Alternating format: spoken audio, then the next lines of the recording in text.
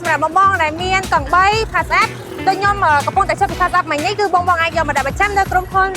888 FSK របស់យើងបានឥឡូវនេះគឺយើងកំពុងតែមាន promotion ពិសេសមែនតើសម្រាប់ការដាក់បញ្ចាំកង់3ការប្រាក់នៅសល់ត្រឹមតែ 3% តែប៉ុណ្ណោះអញ្ចឹងបើសិនជាបងមានកង់3យកមកដាក់បញ្ចាំនៅក្រុមហ៊ុនរបស់យើងសម្រាប់ការប្រាក់ 3% នេះបងអាចមកលុបពេលណាក៏បានដែរហើយមិនតែប៉ុណ្ណោះគឺយើងមានឃ្លាំងយ៉ាងធំទូលាយមែនតើសម្រាប់ការដាក់កង់3រថយន្តម៉ូតូឬក៏ទ្រព្យបញ្ចាំផ្សេងហើយយើងមានបុគ្គលិកយាមការ24ម៉ោងសម្អាតនិងថែទាំទ្រព្យបញ្ចាំរបស់បងប្អូនទាំងអស់គ្នាមិនតែប៉ុណ្ណោះគឺយើងមានបំពង់ពន្លត់អគ្គិភ័យដោយស្វ័យប្រវត្តិថែមទៀតសម្រាប់ព័ត៌មានបន្ថែមបងអាចធ្វើការឆាតចូល Page Facebook TikTok ឬក៏ Telegram របស់ក្រុមហ៊ុនផ្ទាល់ឬក៏បងអាចទំនាក់ទំនងមកកាន់លេខទូរស័ព្ទ087